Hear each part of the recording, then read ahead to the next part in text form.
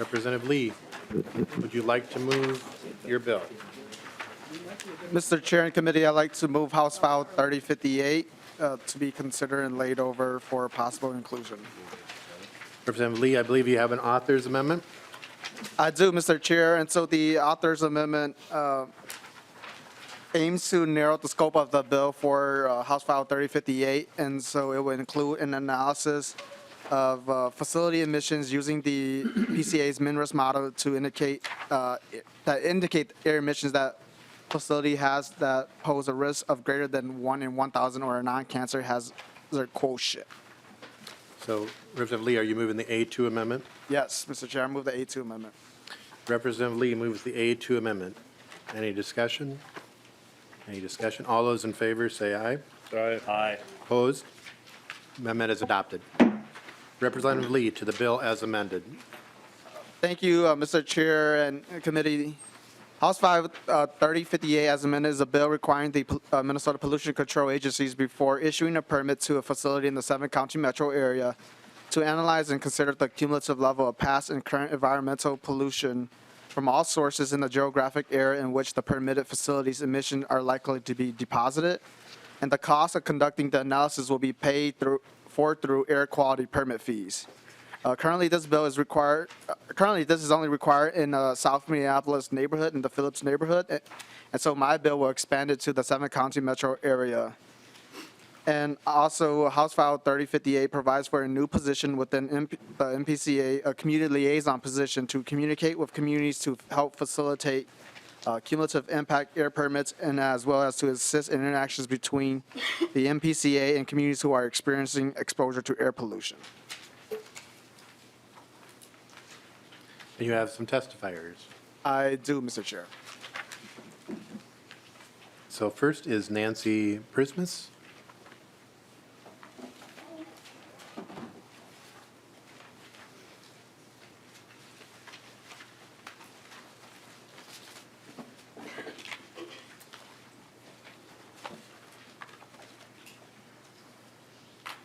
Hello. Welcome to the committee.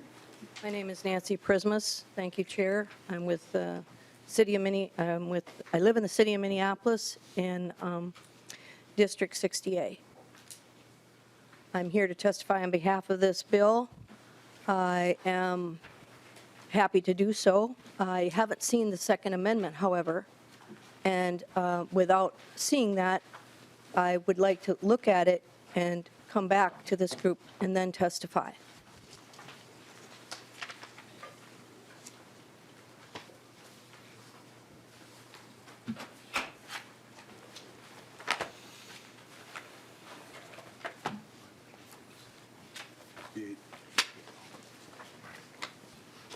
Ms. Prismus, would you want to take a moment and Yes, I read would. through it Could I and- come back because Yep. I have to figure out what this means. we have 5 testifiers on the list, so, Thank you. yep. Roxanne O'Brien.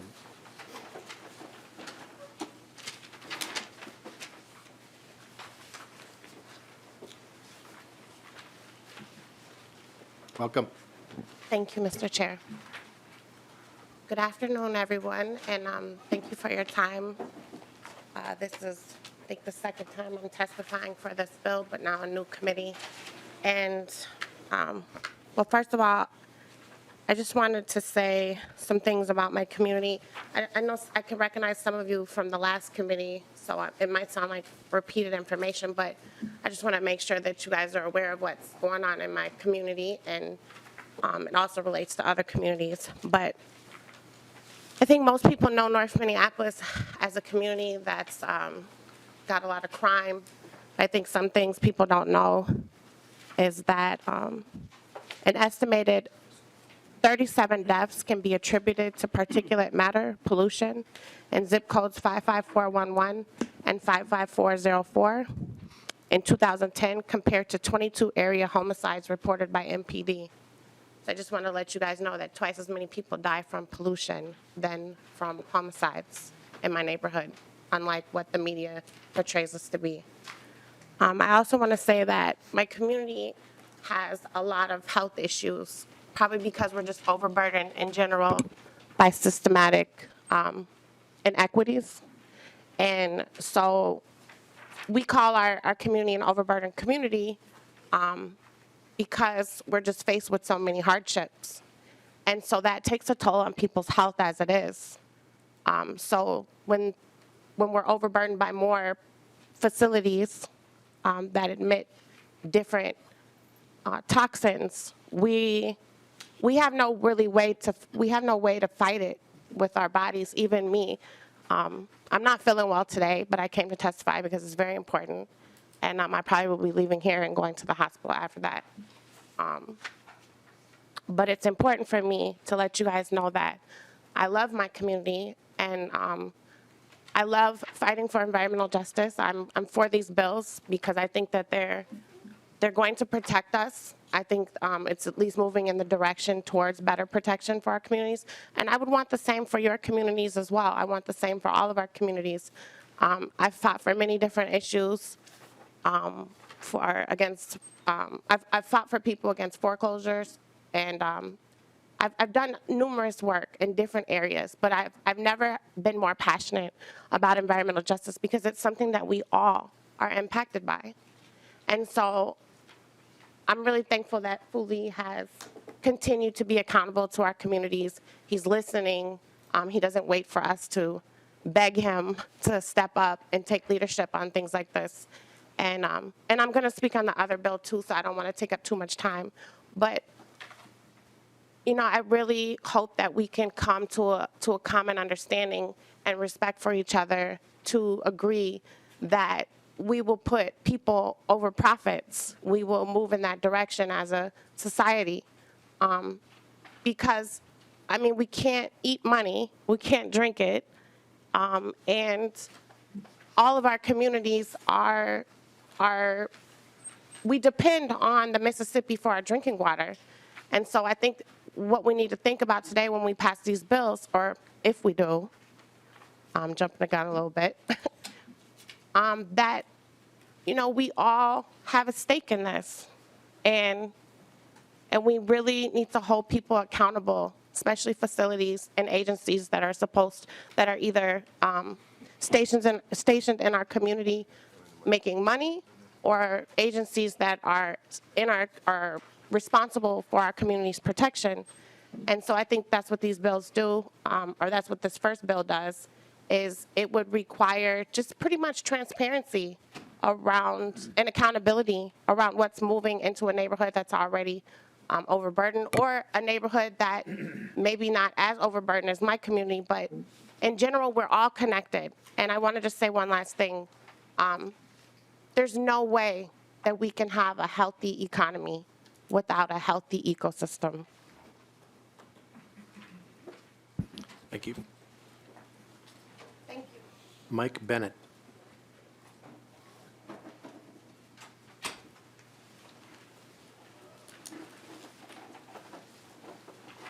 Welcome.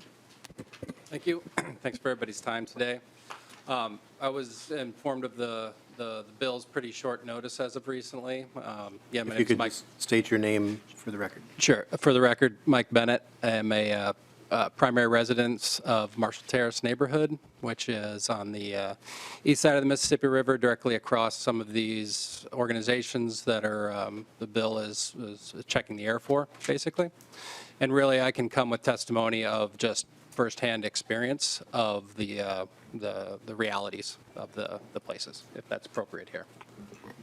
So being across the street, it is, you know, basically a daily occurrence. You can smell it in the air. It's not, you know, you don't need necessarily to have a lot of technological testing or anything like that, although it needs to be done. But on any given day, the smell from the GAF facility and the unknown particles from northern metals as well, it's present every day of the week. There's a park across the street from my house. Love to go out there with my kid on any day of the week and spend time out there and not have to wonder what this is doing to our health. Like to just live life like anybody else would be able to and not have these concerns on a regular basis. Beyond just the sort of environmental pollution, there's also noise pollution that comes out of these places as well, which I know is not necessarily part of the study, but just for the just for the general knowledge of everyone, it's not just beyond particles in the air. It's also noise. Nothing you. further. Sophie Bernovic.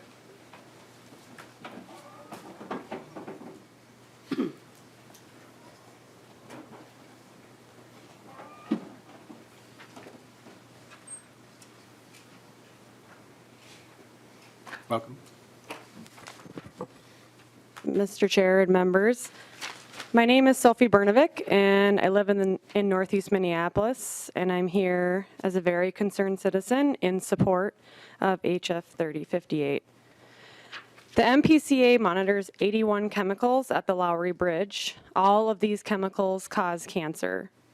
Although the MPCA monitors the 81 air poisons, MPCA staff can't find or shut down a plant that burns them because there is no law against the chemicals being in the air. The public health study done in 2016 alone should give you cause for great concern. The mortality study showed that people around the Lowry Bridge area died of air pollution-related diseases at 330% higher rate than in western Hennepin County. Gaff Shingles Factory, which I can see from my house, has a perpetual permit. This is why Gaff's permit never expires and never goes under review. It was an exception made to the EPA rules for 10 companies in Minnesota. So even with this proposed bill, I'm still scared that places like Gaff will be able to go back to business as usual. Although I believe there should be more policy changes regarding these unregulated plants, I support this step in the right direction. I have lived in Northeast Minneapolis in the Bottineau neighborhood for 10 years. I have 2 young children, ages 1 and 3, Eloise and Miles. I will probably already die of cancer because of this unregulated pollution. My focus at this point is on the children and the rest of the people in these affected areas. You have a chance to help. We need your protection. Please help us. Please pass this bill. Thank you. Thank you. Taza Cleveland.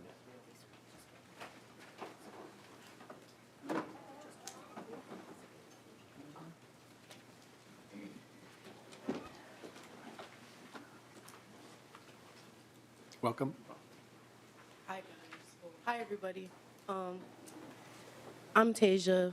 I actually just came here from school because this is very important, but I'm from North Minneapolis and Juxtaposition Arts. Thank you for giving me, well, sorry, I'm like really nervous because this is the second time like that I've done something like this.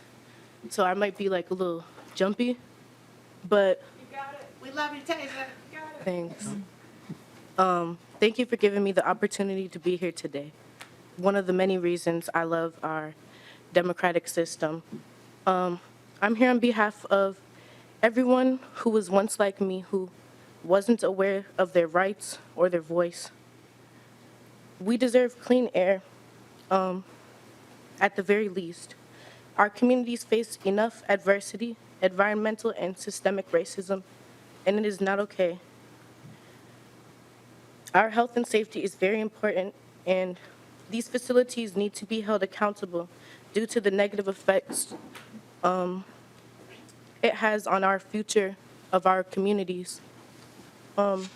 Just because they're grandfathered in doesn't mean that they should be allowed to continue to operate in a manner which is detrimental to the health and safety of the future of our youth and communities. And this is why I support these bills. So thanks, guys, for letting me talk today. Thank you. Nancy Prismus?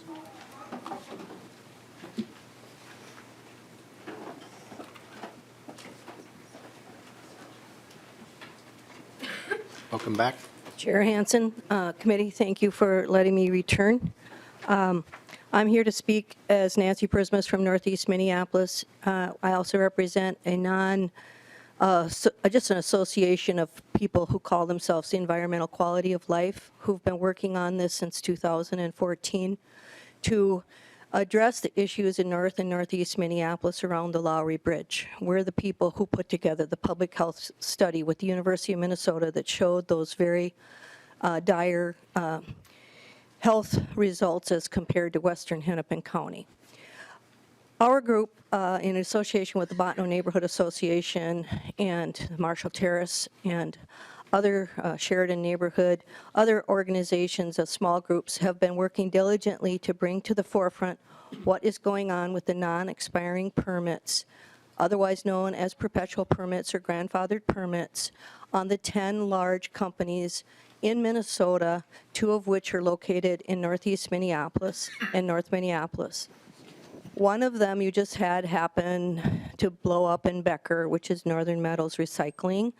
And what a cheap way to burn off all the refuse off those metal cars. We should be looking into that closely because they had a fire in North Minneapolis as well under similarly suspicious circumstances. This company and the other company that we are concerned about, GAF Building Materials, happen to be major polluters. They're not like the rest of the non-expiring permits that are in front of you. They are level 5, tier 5 polluters according to the EPA, and they were granted exceptions. That's why I'm a little bit concerned about the Second Amendment today. I support everything else in the 3058, House file, but I want to draw to your attention that as of December 31st, 2019, the min risks for formaldehyde from plants like the shingle plants and Xcel Energy, any coal-fired plant or gas-fired plant, formaldehyde was considered 2.0 per cubic meter of air, and it was raised to 9.0 by the Minnesota Department of Health. So one day it was 2.0 per cubic meter of air was going to cause you cancer over 3 years exposure or more, and then the next day they said it was 9.0. I don't believe that we should be writing into this bill min risks assessment because it is too lax in many cases and it doesn't reflect the true cancer rate. It's actually, in Canada, it's 1.2 parts per million for formaldehyde.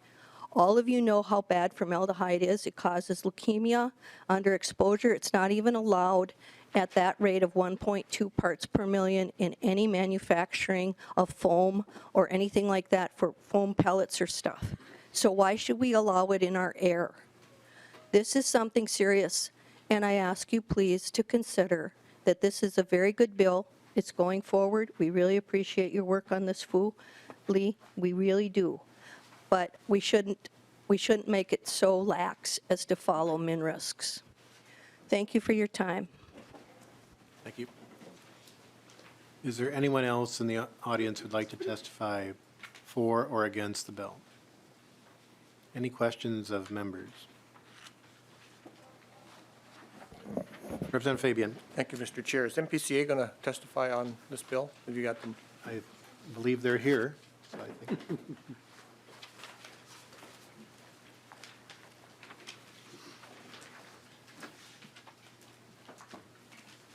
Welcome.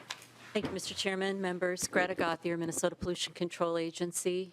I'm sorry, I didn't hear your question, Representative Fabian. Representative Fabian.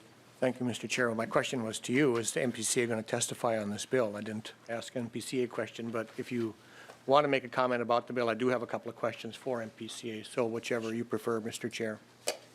Proceed on your opinions on the bill. Thank you, Mr. Chairman and members. We did testify in the Policy Committee.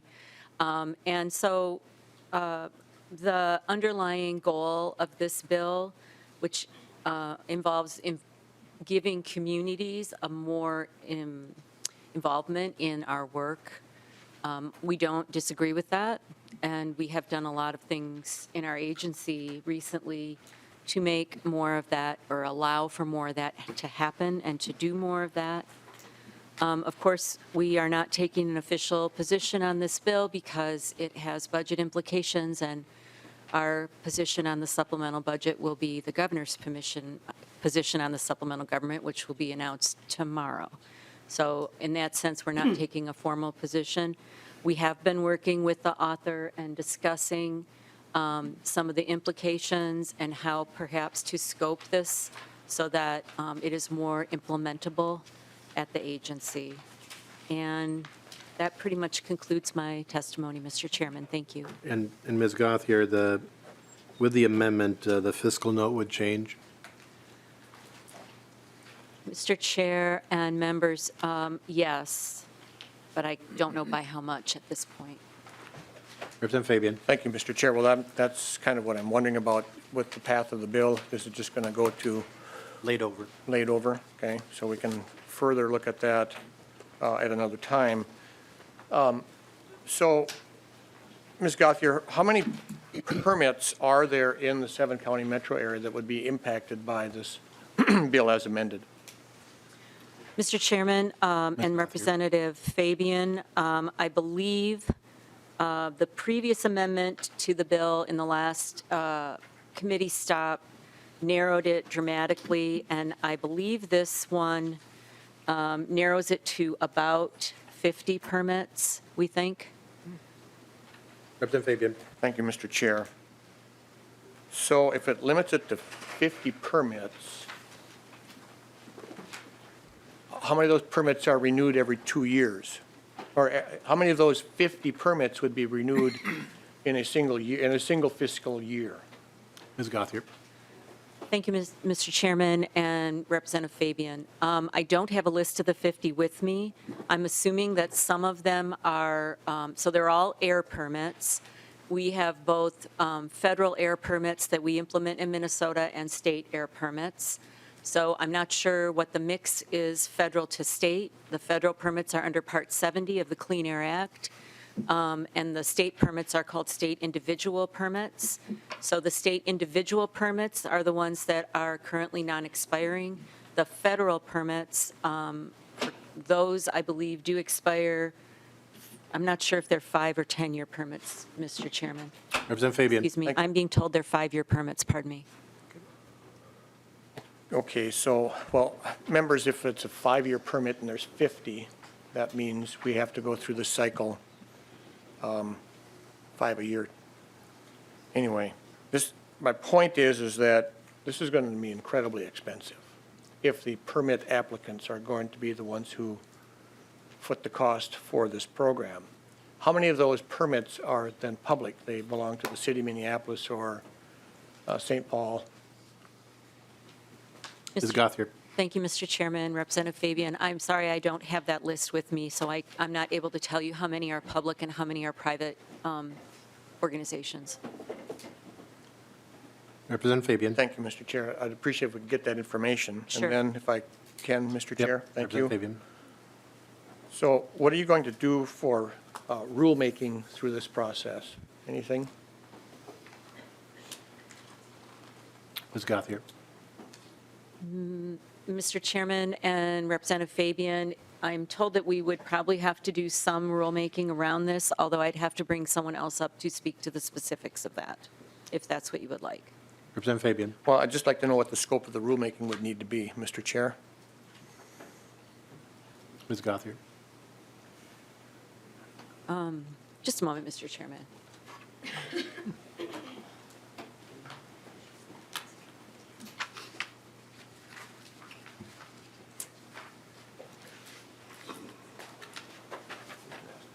Thank you, Mr. Chairman and members. I'm told that the fiscal note does delineate that and says that it would be to recover direct costs. Rulemaking would have to come about for that.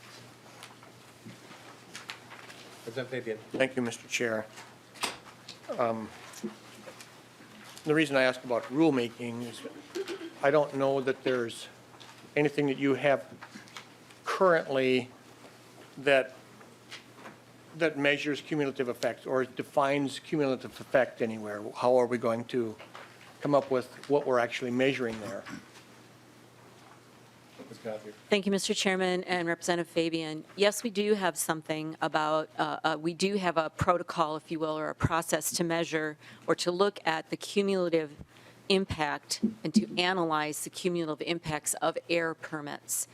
As you may recall, there was a bill passed, I believe it was Representative Karen Clark's bill in 2007, that is in the language of the bill before you, I believe right now, if you look on lines, it starts on line 1.18 through 2.13 for sure. And this directed the agency to do cumulative impact analysis on air permits in a certain area of the city of Minneapolis that's called the Phillips neighborhood. And so we have gone ahead and done that for 2 major permits so far. One was a Met Council bus barn, so to speak, and the other one was a permit at Abbott Northwestern Hospital. So we have set that protocol. We also wrote a paper about what our protocol was, and it was published internationally in scientific journals. And I do know that the state of California uses our protocol, and I understand there is a bill similar to this that's been introduced in New Jersey this year, although I have not read it. So we do have some experience doing this for air permits. Representative Fabian. Thank you, Mr. Chair. I'll try to be quick. So how many well, they couldn't answer the question about municipal permits in this thing. Is it safe to assume that, say, for example, the city of Minneapolis has air permits? Ms. Gothier. Mr. Chairman, I'm not sure how many permits we have with the city of Minneapolis, because I'm not sure of the ownership structure of some of the facilities in Minneapolis. I know we probably have some permits with the HERC, the garbage incinerator, but I'm not sure if that is city-owned or apparently it's county-owned, Mr. Chairman. And Representative Fabian, that would be a county-owned facility, and I'm not sure how many permits we have with the city of Minneapolis, but we can get that for you. Thank you. Representative Fabian. And last one. Because of the nature of the municipal permits for either a county or a city, I'm looking around the room, I don't see anybody from Minneapolis or Hennepin County here that wants to testify. There's obviously going to be a significant increase cost to reissuing a permit. I'm curious to know what the local governments have to say about this bill. The bill was posted. We were able to get 5 testifiers. If they want to testify, they should be here. Representative Wagenius. Yes. For Ms. Gauthier. I think I understand you saying that you agree with the underlying premise of this bill. Is that correct? Ms. Gothier. Mr. Chairman and Representative Wagenius, thanks for the question. In 2013, our agency adopted an environmental justice framework and began implementing that through our agency. We're still working on it. In 2016, we did form an environmental justice advisory committee that advises the commissioner, meets regularly with her on a number of matters before the commissioner and also on the agency. So, and we have, since the Walz administration began, we have created a new unit of staff that are working on this issue, specifically on environmental injustice issues with both tribes and other communities in Minnesota that have been overburdened by environmental contamination in the past. So we do share the general idea that there is environmental injustice and that we need to do something, we need to take account of that more in what we do. Because when the laws that we implement were written back in the 60s and 70s, that was not something that was written into those laws. Representative Wagenius. Well, thank you. The reason I asked that is if you all share the same, wanting the same outcome, I can't understand why there's so many roadblocks in protecting people's health. I mean, it's not computing to me. Forming task forces and stakeholder groups has never been productive in Minnesota. So what is it that you can do absent a bill? I totally support the bill, but what would you be doing absent the bill to remedy this situation of cumulative pollutants hurting people's health? Ms. Gothier. Thank you, Mr. Chairman and Representative Wagenius. Thank you for the question. I am not certain of all of the, every single requirement that is statutorily laid on the agency, although I do know we are subject to 290-some different sites in statute.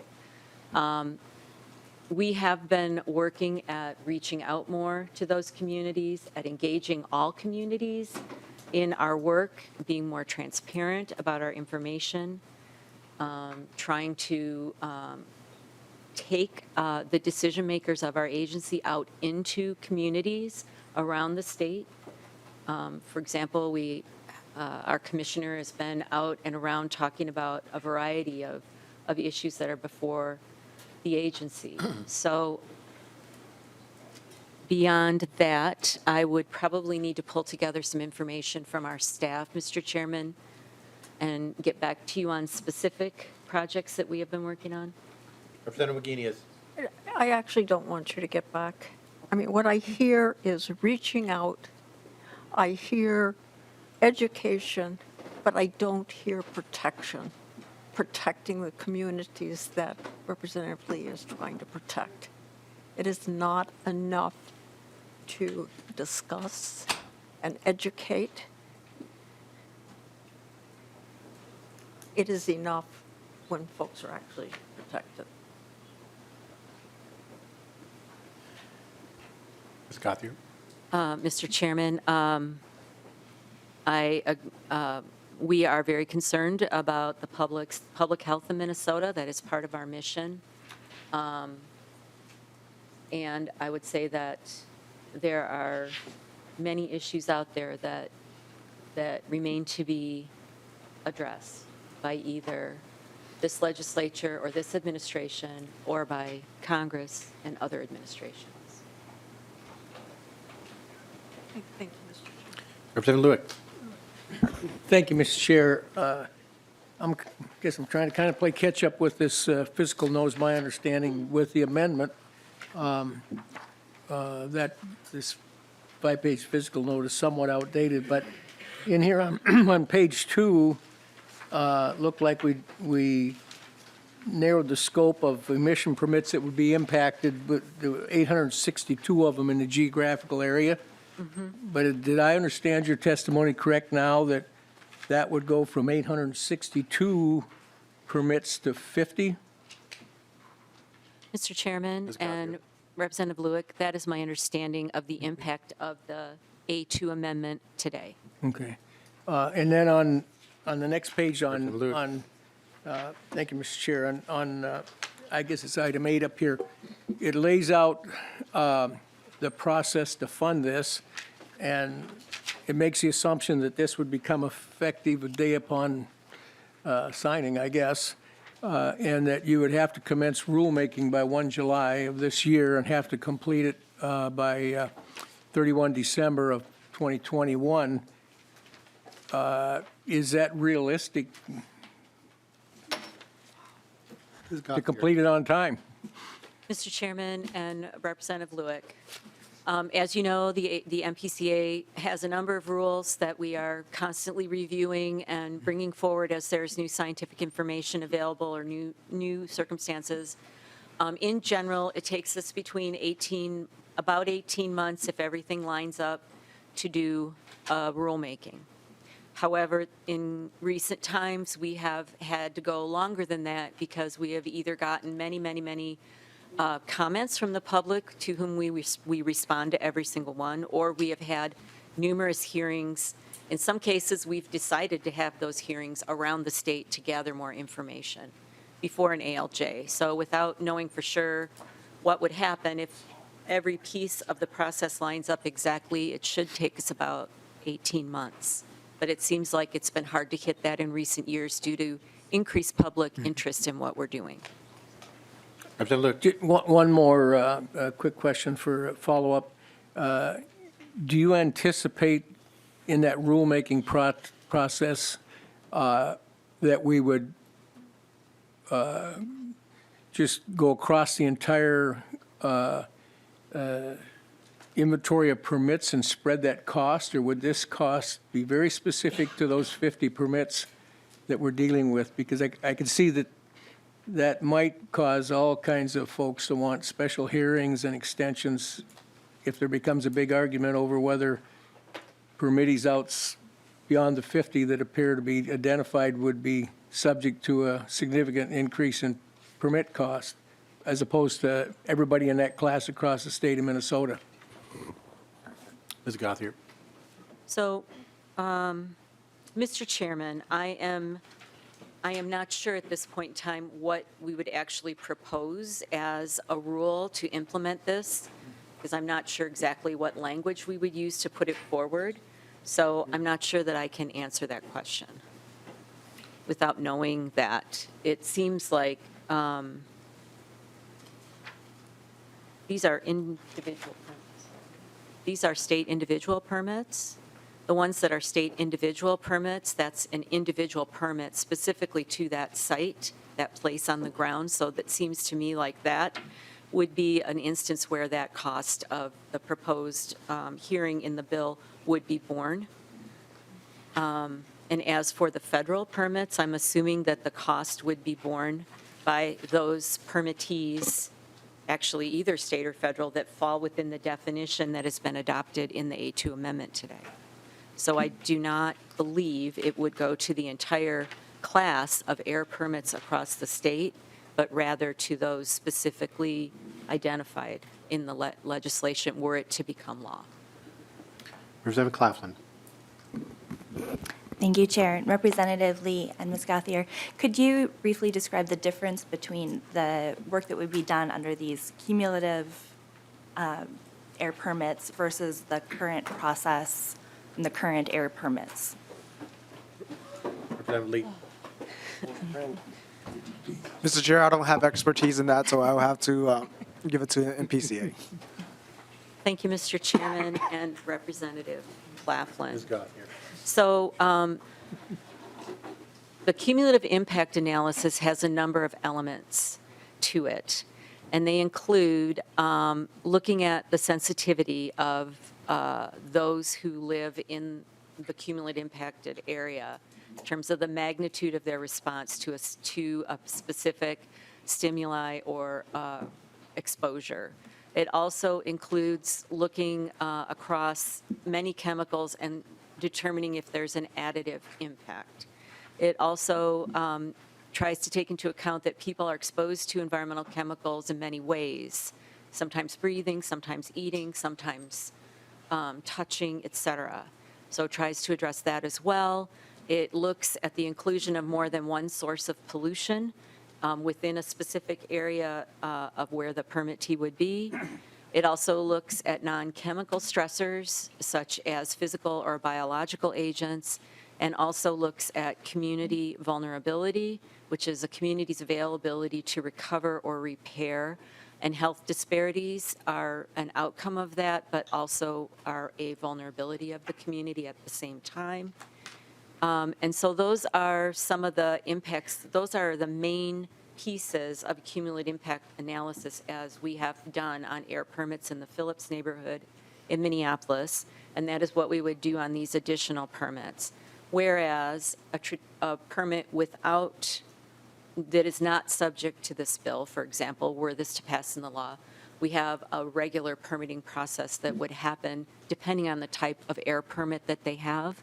So there are registrations, there are state individual permits, and there are federal permits, and I'm probably missing a couple of others, each of which has its own process as set forth by either state or federal and state law or rule. Thank you. Any other questions? Representative Lee, closing comments. Thank you, Mr. Chair and committee members. And, as the testifiers have said from the public too, this is about protecting human health. And so I would urge the committee to help consider this bill as it's being laid over. Representative Lee renews his motion that House File 3058 as amended be laid over for possible inclusion in a future bill. Bill is laid over.